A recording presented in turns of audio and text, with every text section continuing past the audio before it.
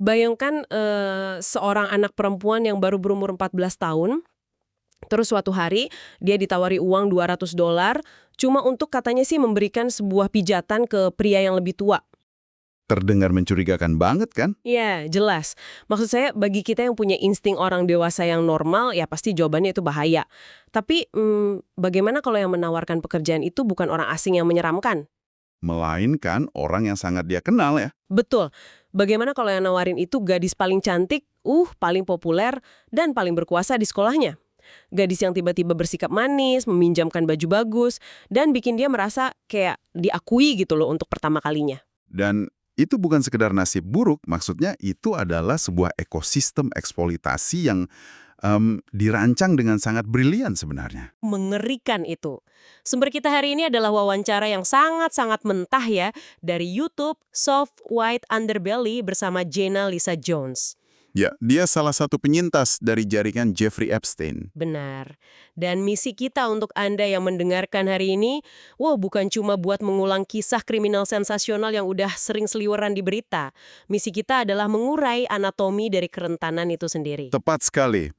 Karena kisah Jenna ini memaksa kita buat melihat lebih dari sekedar berita utama.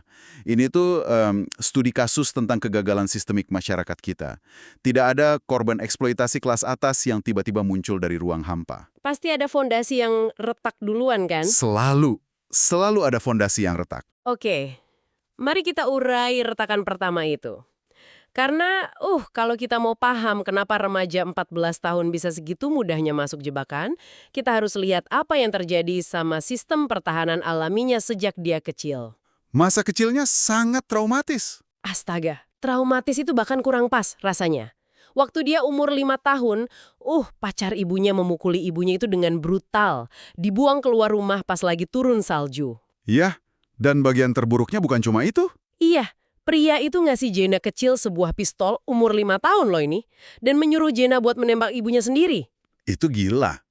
Maksud saya, pengalaman kayak gitu langsung menghancurkan apa yang di psikologi kita sebut sebagai baseline of safety, atau rasa aman mendasar. Kayak kompas rasa amannya langsung rusak ya? Benar.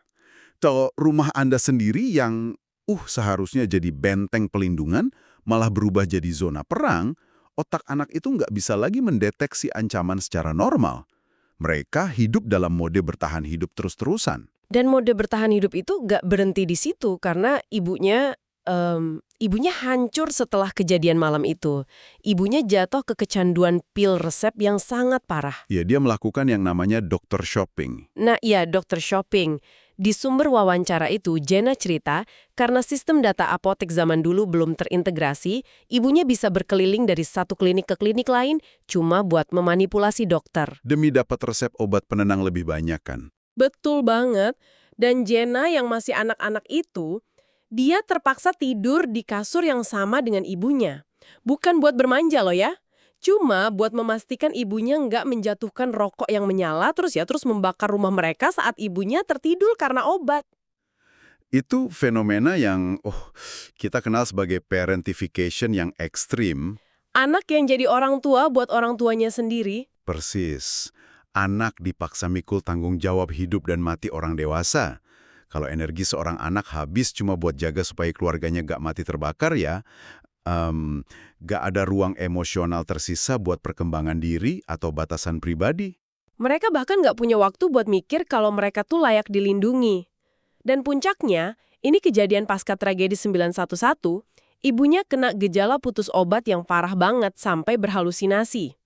Halusinasinya cukup spesifik dan mengerikan ya. Ya ibunya yakin banget bakal dikirim ke medan perang, dia mulai ngomong lewat sepatunya, kayak sepatu itu telepon militer gitu, nulis pesan rahasia di setir mobil. Dan Jenna yang saat itu baru 12 tahun harus ambil alih semuanya. Harus neken telepon neneknya buat minta tolong. Kondisi keuangan mereka juga hancur lebur. Ada satu detail di sumber kita yang bikin hati saya hancur. Jenna harus pakai sepatu ibunya yang jelas-jelas kekecilan. Iya, dia memaksakan kakinya masuk ke sepatu sempit itu. Cuma supaya dia kelihatan pantas atau seenggaknya normal di depan teman-teman sekolahnya. Nah, detail soal sepatu itu krusial banget sebenarnya. Itu kayak manifestasi fisik dari keputusasaan sosial. Maksudnya dorongan buat diterima lingkungan ya? Betul! Keinginan anak buat nggak kelihatan miskin atau beda itu luar biasa kuat. Dan kekacauan domestik ini menciptakan ruang hampa yang mutlak. Nggak ada kasih sayang, nggak ada figur pelindung. Dan predator level atas itu, mereka tahu ya soal ini. Kayak, apa mereka punya radar khusus buat ngelacak anak-anak yang rentan begini? Yang menarik di sini adalah mereka nggak selalu mencari korbannya sendiri ke jalanan, tapi mereka memanfaatkan kekosongan itu. Mereka tahu anak-anak kayak Jenna nggak punya jaring pengaman. Gak ada orang tua yang bakal nanya, kamu dari mana dapat $200 gitu kan? Tepat, mereka menggunakan hierarki remaja dan perekrut tingkat rendah. Ini analoginya kayak anak kecil di perahu bocor di tengah badai. Dia nggak lagi nyari kapal pesiar mewah buat numpang. Dia bakal meraih apa aja yang bentuknya mirip pelampung. Analogi yang sangat pas. Dan pelampung itulah yang ditawarkan oleh teman sebayanya. Nah, mari kita bahas soal teman sebayanya ini. Masuk ke sekolah menengah, Jenna ini kan sering dibully. Teman-temannya ngejek dia Virgin Mary. Dia merasa terisolasi, miskin, sampai-sampai dia mencuri uang makan siang. Keputusasaan yang jadi ladang subur buat eksploitasi. Dan tiba-tiba muncullah gadis populer ini menawarkan uang $200 buat pijat pria bernama Jeff. Dan ini dikemas seolah-olah menyenangkan banget loh. Ya, dipinjami baju, dipuji. Disinilah bagian yang sangat menarik tapi juga mengerikan. Prosesnya tuh kerasa sangat normal. Ini bukan penculikan di gang gelap. Ini kayak jebakan tikus tapi didekorasi menyerupai rumah boneka. Itulah psikologi dari perekrutan sebaya. Pelaku pakai remaja lain sebagai penyangga. Supaya kerasa aman. Supaya korbannya merasa kalau ini tuh hal yang standar. Remaja secara biologis kan diprogram untuk memprioritaskan penerimaan kelompok. Daripada evaluasi resiko, kan? Makanya pas mereka naik taksi di siang bolong, nyebrang jembatan ke Pulau Palm Beach, wow, itu kesenjangan kekayaannya drastis banget. Dari baju Walmart ke real estate miliarder. Dan begitu sampai, kondisi rumahnya memperkuat ilusi itu. Iya, ada staf pemeliharaan, ada koki, asisten pribadi. Buat anak 14 tahun, melihat staf berseragam ini kan bikin mikir, ini tempat yang sah dan aman. Mengaburkan garis antara eksploitasi dan bisnis profesional. Lalu kejadiannya dimulai. Temen Jenna naik duluan, cuma 5 menit terus turun.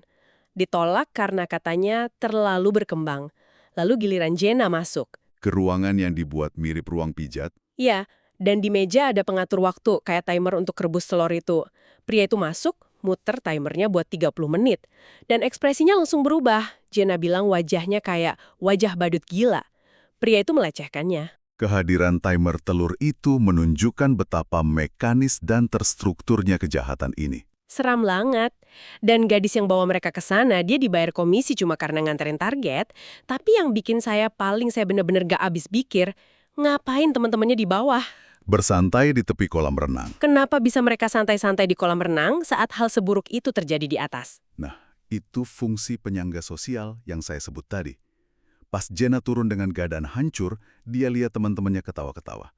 Realitasnya jadi terdistorsi. Jadi dia mikir, masa cuma saya yang ngerasa ini salah gitu ya? Betul. Dia jadi meragukan kewarasannya sendiri, membuat dia terkunci dalam rasa malu. Dan reaksi berantai trauma ini, makin kacau setelahnya.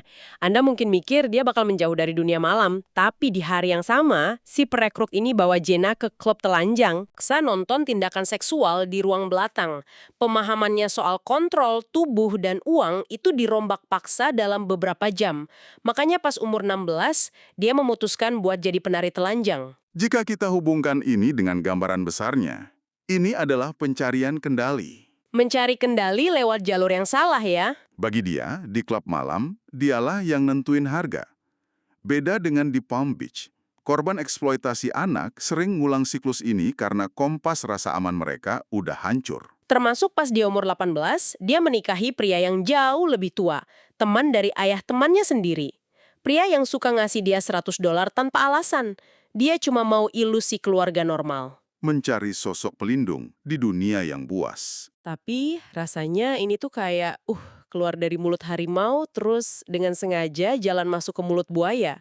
Cuma karena buaya itu menjanjikan rumah dengan pagar putih. Suaminya ini ternyata sangat abusif. Mengontrol keuangannya, memperkosanya. Bahkan pas Jenna mau kabur bawa mobil, suaminya masukin anti beku ke tangki bensin mobilnya. Dan pengkhianatan paling puncak ini bikin emosi sih. Ibunya sendiri akhirnya pindah dan tinggal bareng mantan suami Jenna yang manipulatif itu. Pengkhianatan dari ibu kandung ini melengkapi isolasinya. Menegaskan narasi bahwa emang nggak ada orang yang bertugas ngelindungin dia. Gila, sistem domestiknya gagal total. Tapi, tunggu sampai kita bahas kegagalan sistemik yang lebih besar. Tahun 2017, Jenna baca artikel clickbait yang masangin foto Epstein sama Bill Clinton. Momen kesadaran yang sangat brutal. Dia baru sadar ternyata dia cuma satu dari banyak korban. Sebelumnya dia kira, ini cuma insiden rahasia di Palm Beach. Pas tahu skalanya, dia hancur. Ini memunculkan pertanyaan penting soal isolasi hukum yang diciptakan oleh kekuasaan dan kekayaan. Ya, karena Epstein ternyata dapat kesepakatan hukum yang sangat ringan, sweetheart deal. Dia bisa bebas kerja 6 hari seminggu dari kantor mewahnya walau statusnya di penjara. Dan kematian Epstein di penjara makin memperparah lukanya. Jenna ngerasa dirampok dari hari pengadilannya. Epstein menang lagi karena nggak perlu menatap mata para korbannya di ruang sidang. Keadilan tidak didapatkan melalui proses pengadilan yang seharusnya. Dan ini jadi sirkus politik. Oh ya, sebelum lanjut, kita harus tegaskan ke Anda yang dengerin, kita di sini sangat netral ya. Kita nggak memihak sayap kiri atau kanan, kita murni ngelaporin apa yang Jenna sampaikan di sumber aslinya. Betul, kita murni melihat dari sudut pandang penyintas. Nah, Jenna ini kecewa sama kedua kubu politik. Donald Trump awalnya janji bakal rilis dokumen jaringan ini. Tapi ujung-ujungnya malah nyebut itu hoax dari Demokrat. Lalu ada Bill Clinton juga. Iya, Bill Clinton jelas-jelas punya keterkaitan penerbangan, tapi dengan santainya beralasan nggak ingat sama para korban. Terus ada kutipan Pam Bondi yang Jenna ingat banget.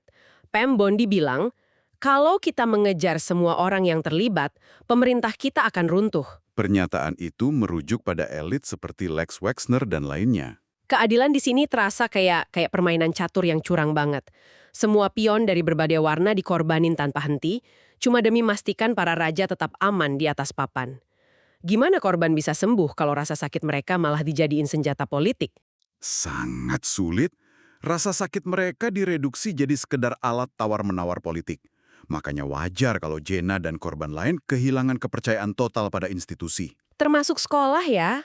Dia sampai milih buat homeschooling anak-anaknya. Ya, karena sistem pemerintah dan sekolah dinilai gagal melindungi warga yang paling rentan. Luar biasa tragis. Tapi di balik semua itu, pesan Jenna di akhir wawancara sangat kuat. Walau dia masih punya rasa malu dan bersalah, dia pesan ke korban lain.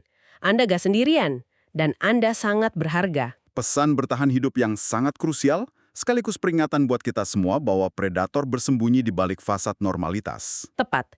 Dan ini ninggalin satu pikiran provokatif buat Anda renungkan.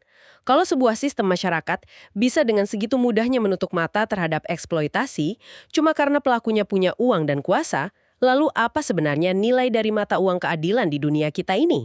Pertanyaan yang sangat berat untuk dijawab. Dan apakah kita, sebagai masyarakat yang cuma nontonin ini dari layar, tanpa sadar ikut jadi kaki tangan?